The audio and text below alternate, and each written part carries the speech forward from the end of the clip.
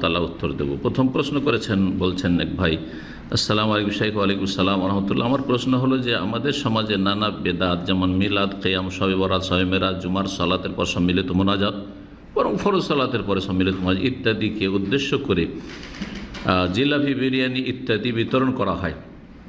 আসল প্রশ্ন হচ্ছে জিলাপি বা বিরিয়ানি বিতরণ করা হয় এবং বেদাতে অংশগ্রহণ না করা সত্ত্বেও আমাদের বাড়িতে এনে দেওয়া হলে এগুলো গ্রহণ করা কি জায়েজ? জায়েজ। বেদাতি অনুষ্ঠানে অংশ নেবেন না, কিন্তু কেউ যদি খাবার দিয়ে দেয় খাবারটা হারাম হয়ে যায় না। একমাত্র সেই খাবার হারাম। বাড়াবাড়ি কথা বলা ইসলাম নয়, যেটা আছে ইসলামে সেটাই বলতে হবে। বাড়াবাড়ি থেকে বাঁচতে হবে, ছাড়াছাড়িতে বাঁচতে, এফরাত থেকে বাঁচতে হবে, তাফরিদ থেকে, ঘাটতিও না থাকে আর বাড়তিও না থাকে। একমাত্র সেই খাবার হারাম যেই খাবার আল্লাহ ছাড়া অন্যের জন্য কোরবান করা হয়েছে, উৎসর্গ করা হয়েছে।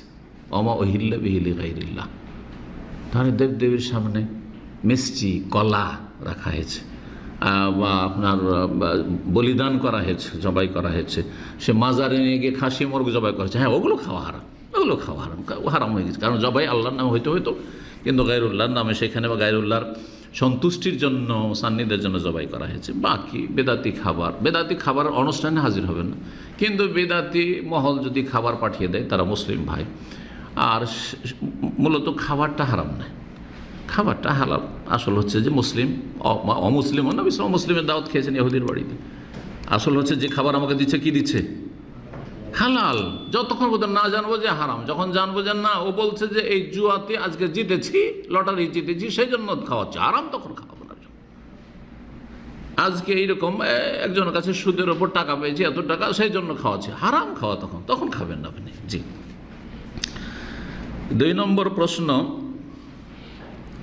আসসালামু আলাইকুম শাইখ। ওয়ালাইকুম আসসালাম ওয়া রাহমাতুল্লাহ। আল্লাহ আপনার নেক হায়াত বৃদ্ধি করুন, আমিন। আপনাদেরও।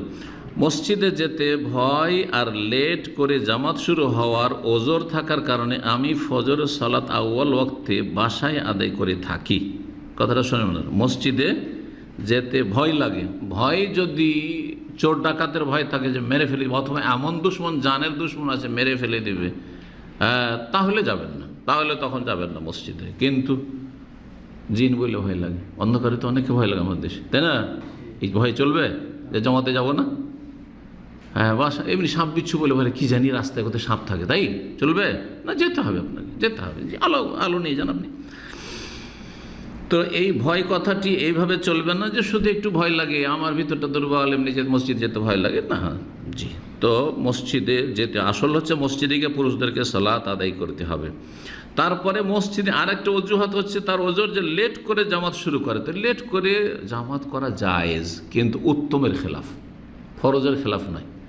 যে এই জোহর ফরজ হয়েছে ধরেন 12টার সময় বা 12:15 ধরেন দামে, কেউ যদি 1:30টার সময় পরে হারাম কাজ করে দিলে এমন নাই, কিন্তু জামাতটা হইতে হবে, জামাত ফরজ। তো জামাত ফরজ, কোথাও যদি জামাত হয় 1টা 1:30টায়, জায়েজ, কোনো অসুবিধা নেই। কাজ বশত জামাত ছুটে গেছে, কাজ বশত জামাত ছুটে গেছে, এখন আসর আগ পর্যন্ত আদায় করতে পারবেন আপনি। 2টোতেও যদি আদায় করেন, 2:30টা আদায় করা জায়েজ কিনা? কিন্তু একজন মুমিন তাড়াতাড়ি আদায় করে নেবে, কারণ এটি ফরজ। আল্লাহ না করে সে মারা যায়, তার কাঁধে বোঝা থেকে যাবে, ওয়াক্ত চলে আসছে, ওয়াক্ত দীর্ঘ সময় চলে যাচ্ছে, এই জন্য জলদি করবে। কিন্তু কার্যবশত যার মহিলারা, জয়ী নয় যে চুলা বাদ দিয়ে দৌড় দেবে, অথচ স্বামী আসলে গাল খেতে হবে, আগে পাকশাক করে নিগো, তারপরে সালাত পড়ুক। হ্যাঁ, তো অনেক মহিলারা এই ক্ষেত্রে না জানা কারণে বাড়াবাড়ি করে। আউয়াল ওয়াক্তে সালাত পড়া ওয়াজিব, ফরজ নয়, বরং মুস্তাহাব, উত্তম সুন্নাত, উত্তম, শুধু এতটুকু। জি। সেই জন্য দেরি করে যদি নামাজ পড়ে, সে ফজর হোক অথবা আসর হোক, হানাফিদের এই 2টো নামাজে বেশি দেরি করে, জোহরেও দেরি করে, তাদের সাথে নামাজ হবে, যদিও অনুত্তম। তো আপনার এই অজুহাতে বাসায় নামাজ পড়া জায়েজ নয়। এখন আমার কি আজান একামত দিয়ে সালাত আদায় করতে হবে? প্রথম কথা, আপনার বাড়িতে এভাবে নিয়মিত নামাজ পড়া জায়েজ নয়, জামাতে গিয়ে পড়তে হবে। ওর কাউ মার রাখিন, আল্লাহ বলছে রুকু কাজের সাথে রুকু করো। 2 নম্বর কথা, যতক্ষণ পর্যন্ত বড় শিরক না করে, ওরা বড় শিরক করলে তাদের পিছনে সালাত জায়েজ নয়। যেমন বেরেলভি বড় শিরক করে, শিয়ারা বড় শিরক কুফরি করে, তাদের পিছনে নামাজ হবে না। আল্লাহ ছাড়া অন্যকে ডাকছে, সেই মসজিদে আল্লাহ ছাড়া অন্যকে আল্লাহর হক দিয়ে দেওয়া হচ্ছে, হ্যাঁ, তাহলে তাদের পিছনে নামাজ হবে না। জি। আজান একামত দিতে হবে কিনা? বাড়িতে হলে বাড়িতে একামত দেবেন, একামত দেবেন, আজান যদি শোনেন তো সেই আজানই যথেষ্ট, কিন্তু আজান যদি না শোনেন তাহলে আজান দিয়ে দেওয়া ভালো। মাঠে ঘাটে একা থাকলেও আজান দিয়ে দেওয়া ভালো। এই মর্মে সহিহ বুখারীতে একটি হাদিস রয়েছে, পাহাড়ের চূড়ায় কোনো ব্যক্তি যদি তার বকরি ছাগল নিয়ে থাকে আর সেখানে যদি আজান দেয়, ইউআজ্জিন ওয়া ইউকিম, এ কথা রয়েছে, তার মানে আজান দেওয়া ভালো যদি আজান না শোনে। 3 নম্বর প্রশ্ন, শেখ আমার প্রায় 1 বছর যাবৎ ঘরে সালাত আদায় করি, আল্লাহ হেফাজত করুন, কারণ মসজিদের কমিটির সাথে রাফুল ইয়াদাইন, বুকের ওপর হাত বাঁধা এবং জোরে আমিন বলা, তাশাহুদে আঙ্গুল উঠানো, নামানোর ফলে আম্মু মসজিদে যেতে দেয় না, এগুলো সুন্নাত। রাফুল ইয়াদাইন করা সুন্নাত, বুকে হাত বাঁধা সুন্নাত, জোরে আমিন বলা একটাও ওয়াজিব না। তারপরে তাশাহুদে আঙ্গুল নাড়ানো, বারবার নড়ানো, এটাও সুন্নাত মুস্তাহাব। একবার যদি নড়াই সেটাও সুন্নাত, আজ একবারও যদি না নড়াই তবুও সুন্নাত ছুটলো, কিছু ছুটলো না। কেউ যদি না নড়াই, যদি রেখেই দিয়েছে বা এরকম করে রেখে দিয়েছে, নামাজ হবে না। কোনো অজেব ছুটেনি, তার কোনো ছুটেনি, শর্তও ছুটেনি, সব ঠিক আছে, শুধু সুন্নাত ছুটে। যতটা সুন্নাত ছুটেছে অতটা নেকি কমবে। কিন্তু আপনি যদি সুন্নাত পালন না করতে পারেন তাহলে সুন্নাত না পালন করেও নেকি পাবেন। হানাফি মসজিদে যদি দেখেন যে যদি রফেদান করি তো ঝগড়া লাগিয়ে দিবে, তাহলে রফেদান না করে রফেদানে সওয়াব পাবেন, সারা জীবন সওয়াব পাবেন, কারণ আপনার ইতিকাদ আছে রফেদান সুন্নাত। কিন্তু এরা করতে দিচ্ছে না, আমি এদের সাথে ফিতনা ঝগড়ায় জড়াইতে চাই না, কারণ এতে লাভের চাইতে একটা সুন্নাত প্রতিষ্ঠা করতে গিয়ে লাভের চাইতে ক্ষতি বেশি। 1 টাকা ইনকাম করতে গিয়ে যদি 10 টাকা খরচ করতে পারবেন কেউ? উদাহরণ দিই, লেমোজিনে ডিউটি যেতে হবে, হ্যাঁ, এখান থেকে সেকেন্ড ইন্ডাস্ট্রিয়াল সিটি 30 রিয়াল যেতে, এখন তো আরও বেশি মনে হয়, 30 যেতে 30 আসতে 60 রিয়াল। আর আপনার বেতনই হচ্ছে দৈনিক 8 ঘন্টা ডিউটি করার পরে কত, ধরেন আপনার 30 রিয়াল, তো 60 রিয়াল খরচ করে ডিউটি যাবেন? কখনো যাবেন না। আপনি যদি যান তো আপনি বেকুফ, তাই না? তাহলে আপনাকে চিপ ব্যবস্থা করতে হবে যাতে কিছু বাঁচে না, এত উল্টো তো অত টাকা ভরতে হবে যত টাকা বেতন, তাই না? 30 টাকা ইনকাম দৈনিক আর 60 টাকা খরচ যাতায়াত, এইরকম তো কাজ ঠিক করেন না। ঠিক ওই রকমই মাফাসিদ আর মাসালে, কোনো একটা ভালো কাজ করতে গিয়ে মাসলেহাত ফায়দা আছে নাকি মাফাসিদ ক্ষতি বেশি আছে দেখতে হবে। যদি ক্ষতি বেশি থাকে তো সেই কাজ করা যায় না, সেই ভালো কাজটি করা যায় না। তো বলছেন যে মসজিদে যেতে দেয় না তার আম্মু, না না এটা জায়েজ না, আপনার আম্মার জন্য জায়েজ নয়, আপনার জন্য জায়েজ নয়। আর সহিহ আকীদার মসজিদ একটু দূরে, জি দূরে যদি পায়ে হেঁটে যেতে পারেন যাবেন, অসুবিধা নেই, 10 মিনিট লাগবে, অসুবিধা নেই, যেতে পারেন। কিন্তু আপনার বেদাতপন্থীদের পিছনে যারা সুন্নতগুলি আদায় করে না কিন্তু বড় শিরকি আকীদা নেই, তাদের পিছনে সালাত হবে। এটা হচ্ছে মধ্যম পন্থা ফতোয়ার ক্ষেত্রে, বাড়াবাড়ি না। সেখানে শুধু জুমার সালাত পড়ি, এখন আমি কি করব? সাথে সম্মিলিত মোনাজাত করি না, মোনাজাত করবেন না, কিন্তু একটু হেকমত অবলম্বন করি, এর আগে শিখিয়েছেন। হ্যাঁ, যদি দেখেন যে আমি মোনাজাত হাত উঠে আমরা তসবিহ করতে থাকলাম, কেউ কিছু বলছে না, তাহলে তো ভালো, অনেকটাই ভালো। কিন্তু কিছু কট্টরপন্থী বেদাতি আছে, তারা ওইভাবে আপনার করতে দেবেন, এই আমাদের সাথে কেন হাত উঠেছ না, তো ওদের সাথে উঠিয়ে দিয়ে নিজের দোয়া করবেন আপনি, ইন্নামাল আমালু বিন্নিয়াত, নিজের দোয়া করবেন, ও আমিন আমিন বলবেন না বেদাতি ইমামের দোয়ার উপর, কারণ বেদাতি দোয়া কিসের কবুল হবে? সুন্নতি দোয়া কবুল হবে। একা একা আপনার গরজের দোয়া করুন, কারণ আপনার প্রয়োজন আলাদা, ওদের প্রয়োজন আলাদা। আর ওই একা ইমামের শুধু দোয়া করাতে মুক্তাদির কি কাজ হবে? অযৌক্তিক এই দোয়া মোনাজাত, সম্মিলিত মোনাজাত বেদাত এবং তার সাথে অযৌক্তিক, যুক্তিহীন। জি,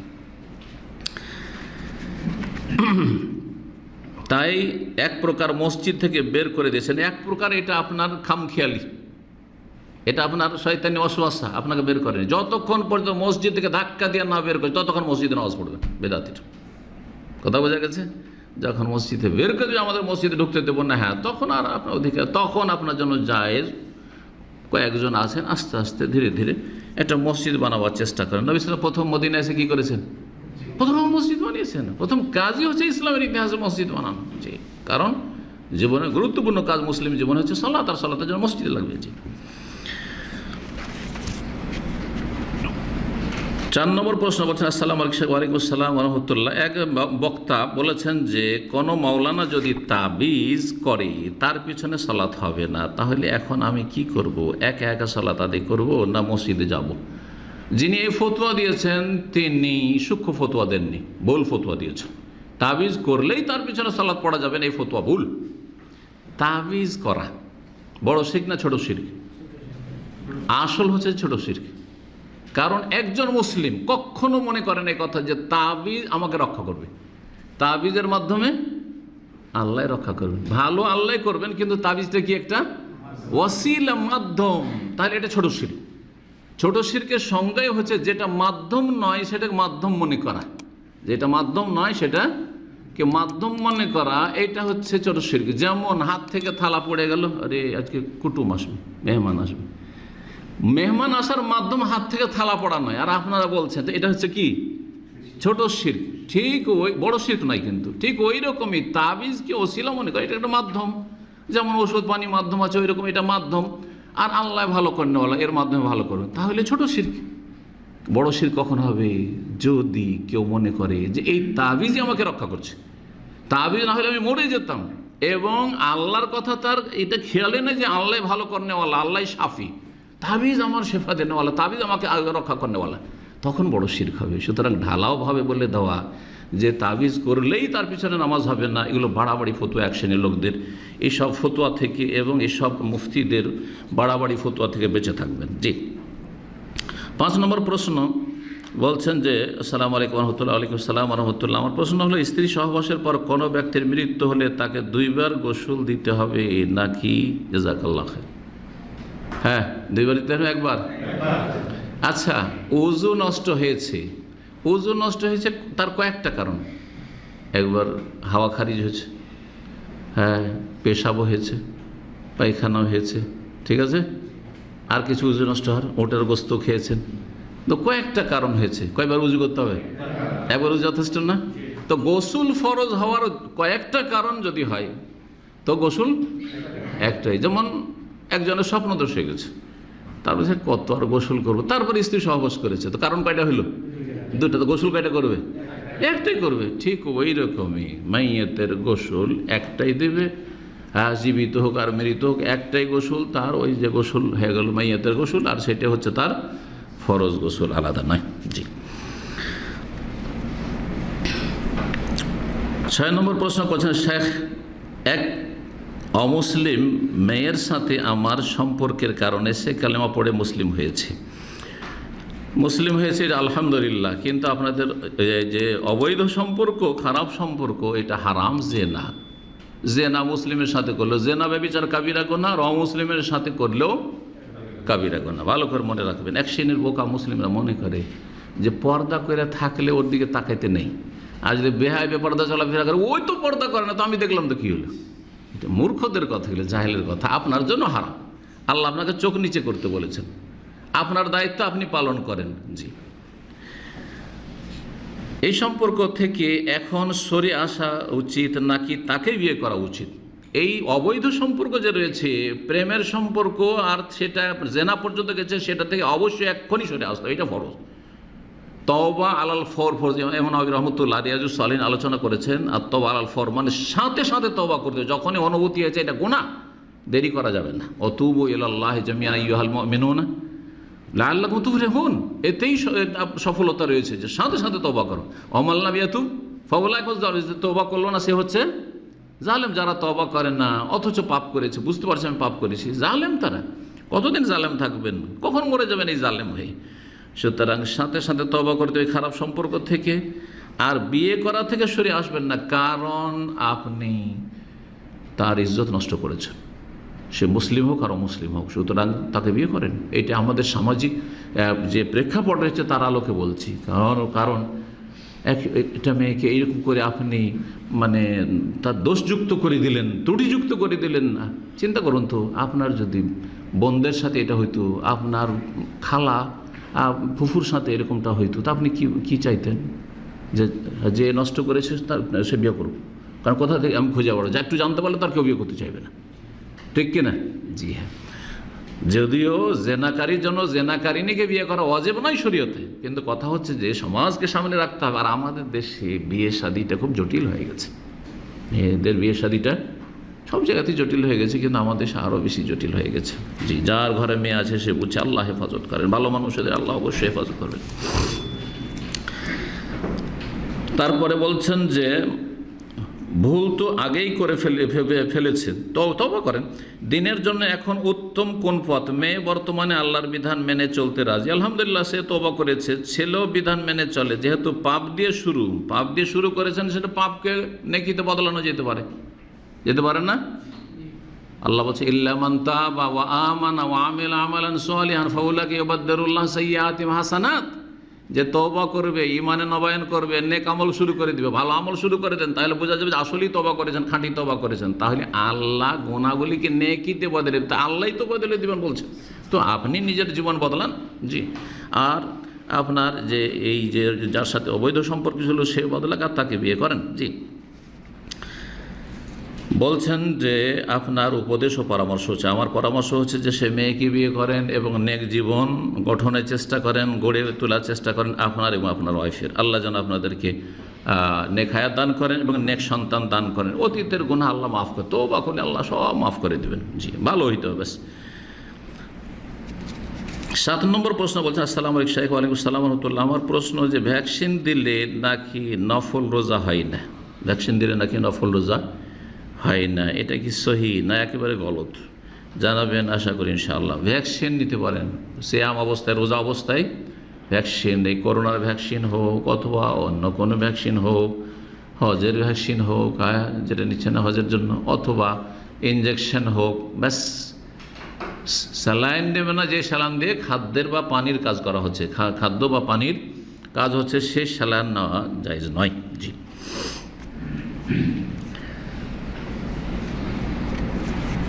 8 নম্বর প্রশ্ন বলছেন যে আমার প্রশ্ন, একজন ছেলে বিবাহ করতে চাইলে কতটুকু সামর্থ্যবান হওয়া জরুরি?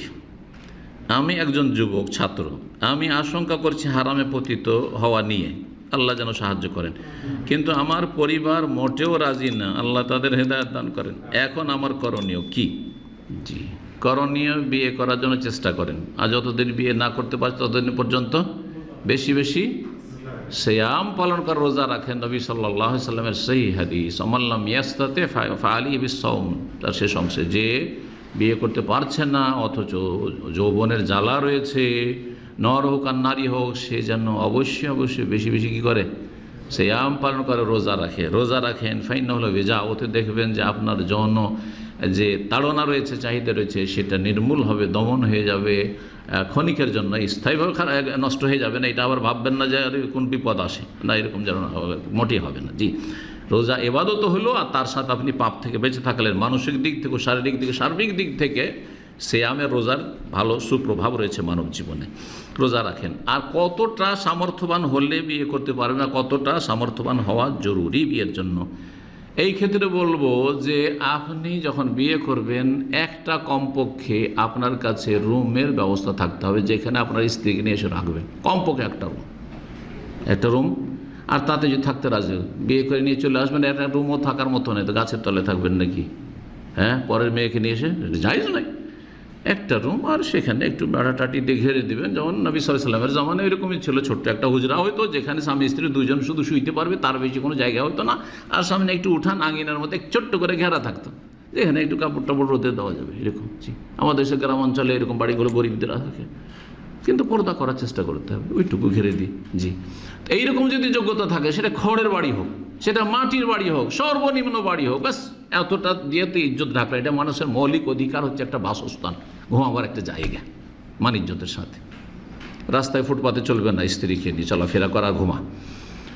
2 নম্বর যেটা লাগবে সর্বনিম্ন সামর্থ্য, সেটা হচ্ছে যে 1 পয়সা হয়তো নেই আপনার পকেটে, কিন্তু সে রাজি হয়ে গেছে যে আমাকে 10টা টাকা দিল মোহর যথেষ্ট আমার জন্য, আমাকে 2-4টা সূরা যদি আমাকে শিখে দেয় তবু আমি বিয়ে করতে রাজি। কোনো মেয়ে যদি রাজি হয় তাহলে যথেষ্ট, মোহর ওটি হয়ে গেল।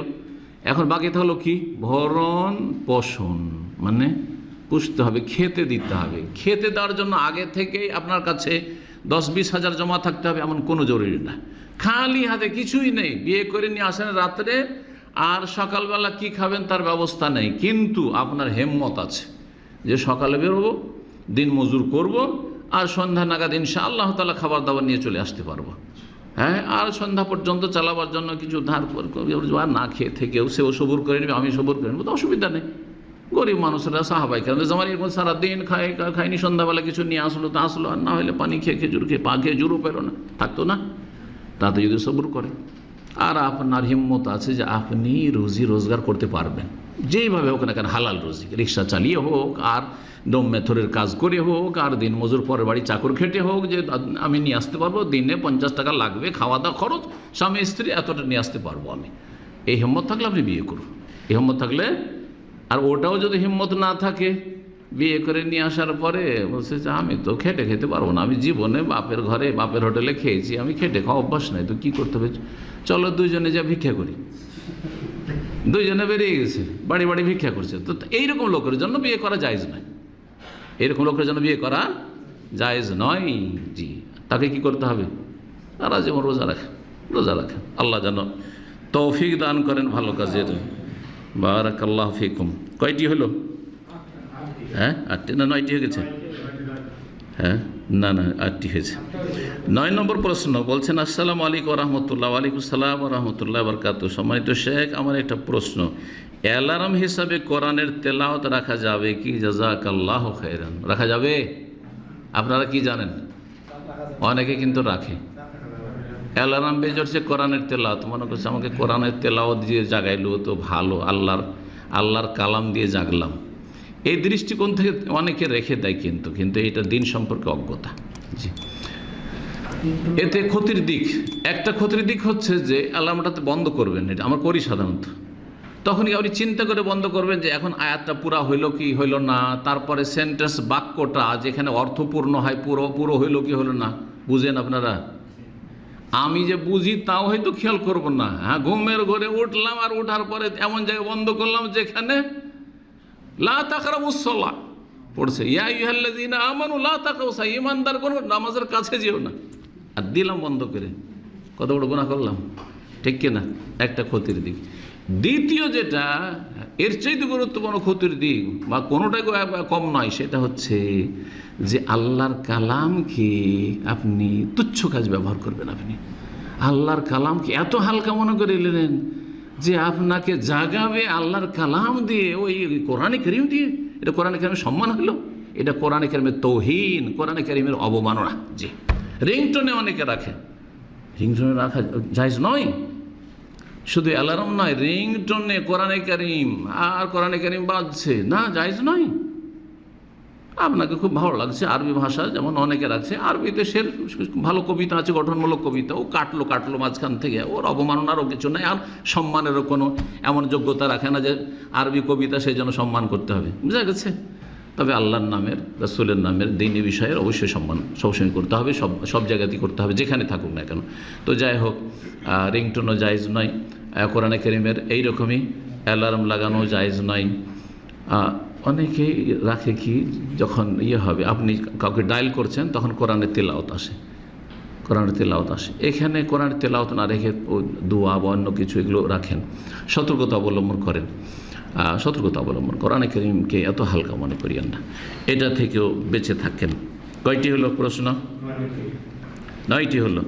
10 নম্বর প্রশ্ন, এক ভাই বলছেন, আসসালামু আলাইকুম ওয়া রাহমাতুল্লাহ। ওয়া আলাইকুম আসসালাম ওয়া রাহমাতুল্লাহ। শেখ, আমরা দেখতেছি কিছু কবিরা জিনকে জবাই করে বা জিনকে জ্বালায়, হারকুল জিন, এটা আরবিতেও আছে, অনেকে এরকম করে থাকে, যে কবিরাজগুলো, বেদাতি কবিরাজরা এগুলো করে থাকে, বা শিরকি আকীদার কবিরাজগুলো, সেই আরব হোক আর যেই হোক, জবাই করা শরিয়া মোতাবেক কতটুকু জায়েজ, দয়া করে জানাবেন। আপনি কি করে জানলেন যে জিনকে জবাই করে দিল? জিনকে দেখতে পাচ্ছেন? আচ্ছা, যে বলছে সে সত্য বলছি, এটাই বা কেমন করে বিশ্বাস করছেন আপনি? সব অন্ধ কথা না? হ্যাঁ, অন্ধ করে, হ্যাঁ, তাহলে এইসব মিথ্যা কথা। আসলে যদি কোথাও জবাই করার কোনো ওসিলা থাকতো, কোনো কোরআনের আয়াত দিয়ে, বা জ্বালিয়ে দেওয়ার কোনো তরিকা থাকতো, কোরআনের অমুক আয়াত পড়ে অথবা অমুক দোয়া পড়ে, তাহলে হয় কোরআনে কারীমে থাকতো এই বিষয়গুলি, আর না হইলে নবী সাল্লাল্লাহু আলাইহি ওয়াসাল্লামের কোনো হাদিসে থাকতো না। আমরা তো আজ পর্যন্ত হাদিসের ওপর পড়াশোনা করেও কোনো হাদিস পেলাম না, একটা হাদিস কেউ দেখাইতে পারবেন না যেখানে আছে যে অমুক দোয়া পড়ে জিনকে জ্বালিয়ে দেওয়া যায়, জিনকে জবাই করে দেওয়া যায়। তাহলে কোরআন দিয়ে হচ্ছে না, হাদিস দিয়ে হচ্ছে না, কোনো দলিল যখন নাই, তাহলে কি দিয়ে তারা দাবি করে? হয় তারা সেখানে ইস্তেখদামুল জিন, বসে করে জিন ব্যবহার করে, মানে এক জিনকে খুন করার জন্য বা জ্বালানোর জন্য আর এক জিনকে ব্যবহার করো। নিজে তো করতে পারো কাজ, নিজে তো মানুষ। মানুষ যে জিনকে দেখে না, ও নিজে কি করে জ্বালাবে? আর জ্বললো, ও তো নিজেও দেখতে পারে, কী করে জানবে যেটা জ্বলে গেল? তো এগুলো সব বেদাতিদের কথা, কিনতে বেদাতি কবিরাজদের কথা। তাহলে করে কি, আর এক জিনকে ব্যবহার করেছে। যেমন আপনারা তো শহরে প্রায় লোকই থাকেন, আর গ্রামেও ছোট ডাকাতও আছে, বড় ডাকাতও আছে, আছে না নেই? ছোট ডাকাত যদি ডাকাতি করে বা ছোট চোরে যদি চুরি করে আর বড় ডাকাতের সাথে খাতির থাকে, তো আপনার কিছু বলতে হবে। শুধু বড় ডাকাত বড় চোরকে বলতে হবে যে আমার বাড়ি থেকে চুরি হয়েছে, আপনার বাড়িতে মাল ফিরিয়ে দিয়ে যাবে। দেয় না? দেয় না? দিবে, ফিরিয়ে দিবে। কারণ এই কার ঘরে গেছিলি, কার বাড়ি তুই ডাকাতি করে জানিস, তুই কার বাড়ি থেকে চুরি করে নিয়ে এসিস, এক্ষুনি সাথে সাথে দিয়ে আয়, রাতের অন্ধকারে দিয়ে আয়, নাহলে তোর জীবন বাঁচবে না। বাপ বাপ করে ও ছুটেছে দিতে। না সার সার, ঠিক আছে, সার সার সার দিয়ে আসছি, সার, ঠিক কিনা বলে? তো ঠিক জিনদের মধ্যে ওই রকম আছে, দুর্দান্ত জিন আছে, নেতা জিন আছে। একটা নেতার টেলিফোন নেই, হ্যাঁ, প্রশাসনের অনেকেই কি করবে বেচারা, সার সার, কি বলেন স্যার, কি করবো স্যার, তাহলে কি ছেড়ে দেবো? হ্যাঁ ছাড়, এক্ষুনি ছাড়। তুই কি করবে? ও চরম অপরাধীকে ছেড়ে দিতে বাধ্য হচ্ছে না? ঠিক ওই রকমই জিনদের মধ্যে, এবং সেম মানুষের মধ্যে যেমন অপরাধগুলি আছে, জিনদের মধ্যে হয়ে আছে। তো ওই বড় দুর্দান্ত জালেম জিনকে ব্যবহার করে আর এক জিনকে মারাতে পারে, এটা হইতে পারে। তারপরেও কি করেই বিশ্বাস করবেন যে ওই জিন আসলে মেরেছে, নাকি আমাকে মিথ্যা কথা বলছে, কানা কাহাই করে দেখেছি, এটাও তো হইতে পারে। সুতরাং এগুলি সব কথা অন্ধকারে হাত মারা। হ্যাঁ, আমার যে কবির আছে না, আমার যে ছেলেটা মেয়েটাকে ধরে চলে জিনে না, ও জিনকে জ্বলিয়ে দিয়েছে, জিনকে জবাই করে দিয়েছে। না না, কিছুই হয়নি আসলে, কথা বুঝতে পারছেন? সুতরাং এগুলো জায়েজই নয়, এগুলো জায়েজ না। আর যারা এগুলোর দাবি করে তারা বেদাতি কবিরাজ, তারা বেদাতি কবিরাজ, বেদাতি রাকি, কোরআন সুন্নাহর রাকি, কোরআন সুন্নাহর যে রুকিয়া করনেওয়ালা, ঝাড়ফুঁক দম করনেওয়ালা, কখনো এইসব দাবি করবে না, যেসব দাবির হদিস কোরআনে কারিমে নেই, রাসূলুল্লাহ সাল্লাল্লাহু আলাইহি ওয়াসাল্লামের হাদিসে নেই, সাহাবায়ে কেরাম সালাফদের আমলেও নেই। এখানে আজকের আলোচনা শেষ করছি। আল্লাহ রাব্বুল যেন আমাদেরকে ভালো কথা জানার এবং মেনে চলার তৌফিক দান করেন, সহি কথা বলার এবং সহি কথা মেনে চলার তৌফিক দান করেন। আল্লাহ রাব্বুল আমাদের সমস্ত গুনাহ খাতা যেন মাফ করে দেন, এবং আল্লাহর সমস্ত ফিতনা থেকে আল্লাহ যেন বাঁচিয়ে রাখেন। জালেমদের জুলুম থেকে মুসলিম উম্মার ভাই বোনদের আল্লাহ হেফাজত করেন, এবং মুসলিম উম্মার ভাই বোনেরা যেখানেই জুলমের শিকার হোক না কেন, যেখানে হকের বিষয় হোক না কেন, সেখানে আমাদের তাদের পাশে দাঁড়ানো তৌফিক দান করেন, এবং জালেমদেরকে আল্লাহ যেন সর্বনাশ করেন, জালেমদেরকে যেন আল্লাহ নির্মূল করেন, ধ্বংস করেন, ব্যর্থ করেন। আর জালেমদের অনিষ্ট থেকে উম্মতে মুসলিমার ভাই বোনদের আল্লাহ যেন হেফাজত করেন। ওয়া সাল্লাল্লাহু সাল্লাম আলা নবিয়িনা মুহাম্মদ ওয়া আলা আলিহি